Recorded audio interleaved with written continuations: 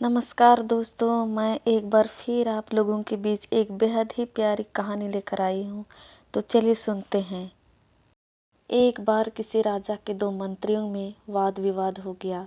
एक कहता था कि धन की प्राप्ति व्यापार से होती है। दूसरा कहता था व्यापार से नहीं, बुद्धि से धन प्राप्त किया जा सकता है। इस बात पर कई दिनों तक उनका वाद विवाद चलता रहा और एक दिन आपस में हाथापाई हो गई। जाहिर है कि दोनों को दरबार में हाजिर होना पड़ा।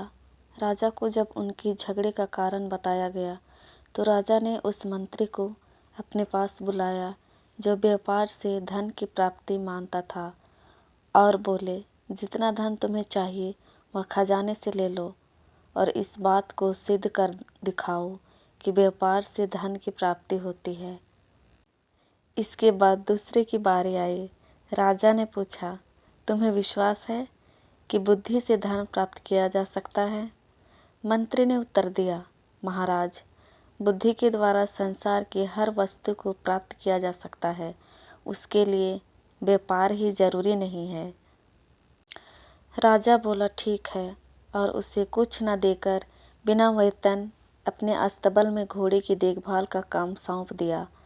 दोनों मंत्रियों को आदेश हुआ कि 6 महीने के अंदर अपनी बात प्रत्यक्ष कर दिखाएं, वरना दोनों को कड़ी सजा दी जाएगी।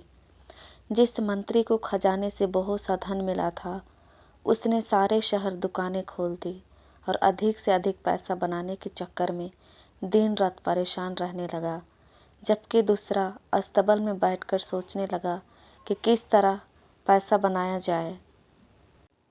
तभी उसे एक तरकीब सूझी। उसने घोड़ों की लीद को सूंघना शुरू कर दिया। राजा के अस्तबल में 700 घोड़े थे और हर घोड़े पर एक सवार नियुक्त किया गया था। मंत्री को घोड़े की लीद सूंघते देख अस्तबल के कर्मचारियों में खलबली मच गई। वे मन ही मन डर गए, न जाने मंत्री क्यों घोड़े की लीद सूंघ रहे हैं। एक दिन अस्तबल के मुखिया ने पूछा, महाराज, अब घोड़े की लीद क्यों सूंघते हैं? मंत्री गंभीर हो गया और बोला, इस बात का पता लगाना चाहता हूँ कि घोड़े कमज़ोर क्यों होते जा रहे हैं। अब मालूम हुआ कि तुम लोग कितने नमक हराम हो। घोड़ों के हिस्से का दाना खुद खा जाते हो और उन्हें केवल घास से मिल पाती है। यह बात राजा को बतानी पड़ेगी। यह सुनकर मुखिया की जान संकट में पड़ गई। सोचा, मंत्री ने यह बात राजा को बता दी तो सबको नौकरी से निकाल दिया जाएगा, साथ ही कठोर दंड भी मिलेगा। उसने सभी सवारों से पैसे इकट्ठे किए और एक खासी रकम मंत्री के हाथ देते हुए प्रार्थना की कि वह इस बात की चर्चा महाराज से ना करे। कुछ ही दिन के अंदर मंत्री ने हजारों रुपये लाकर राजा के सामने रख दिया। मंत्री का यह कमाल देखकर राजा को आश्चर्य हुआ। राजा ने उसे अस्तबल से हटाकर समुद्र की लहरें गिनने में लगा दिया। अब मंत्री जी सुबह से शाम तक समुद्र के किनारे बैठने लगे, जैसे सचमुच लहरों को गिन रहे हों। एक दिन जहाज़ों के कैप्टन ने मंत्री जी को समुद्र के किनारे बैठे देख लिया। वह मंत्री जी के पास आया और वहाँ बैठने का कारण पूछा। मंत्री जी बोले, कई बातें ऐसी हैं जो सबको नहीं बताई जाती। यह समझ लो कि महाराज ने लहरें गिनने का काम मुझे सौंपा है, लेकिन तुम्हारे जहाज़ों के आने जाने के लहर टूट जाती है और राजा की आज्ञा का पालन नहीं हो रहा है। यह सुनकर कैप्टन डर गया। कहीं मंत्री जी ने राजा की शिकायत कर दी तो मुसीबत खड़ी हो जाएगी। यह सोचकर उसने अपने मल्लाहों से बहुत सा धन इकट्ठा किया और मंत्री जी के हवाले करते हुए बोला कि महाराज से इस बात का जिक्र ना करें। मंत्री मन ही मन प्रसन्न हुआ।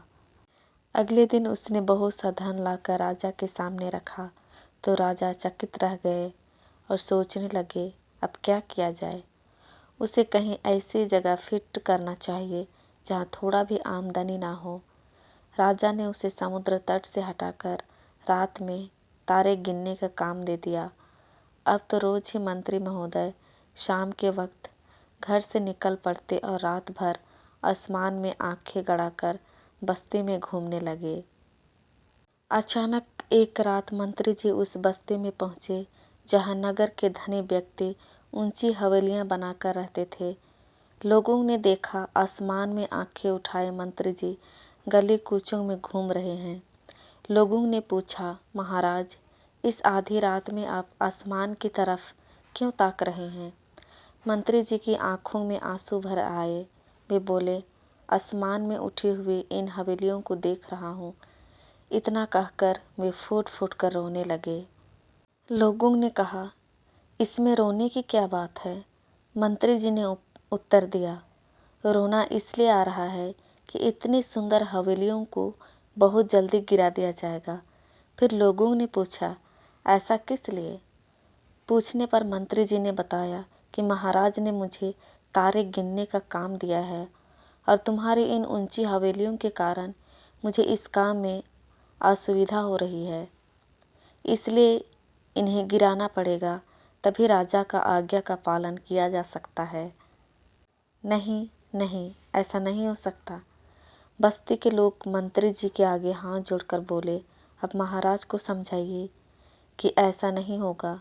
बिना इन्हें गिराए भी तारों को गिना जा सकता है।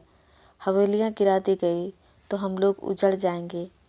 अब जितना पैसा चाहते हैं वह हमसे लें, लेकिन इन हवेलियों को बचा लीजिए। अच्छा, कोशिश करूँगा। इस बार मंत्री जी ने बहुत बड़ी रकम बस्ती के लोगों से निकाल ली और उससे लाकर राजा के सामने पटक दिया। मंत्री की इस विलक्षण बुद्धि पर राजा की आंखें खुल गई। उसे विश्वास हो गया कि मंत्री ने सच कहा है। बुद्धि के द्वारा संसार के हर वस्तु को प्राप्त किया जा सकता है।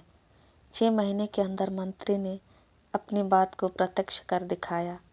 इससे राजा बहुत प्रसन्न हुआ और उसे अपने दरबार का मुख्यमंत्री बना दिया। दोस्तों, अगर आपको बुद्धि का चमत्कार कहानी अच्छी लगी तो प्लीज़ हमारे चैनल को लाइक, शेयर एंड सब्सक्राइब करना ना भूलें। धन्यवाद।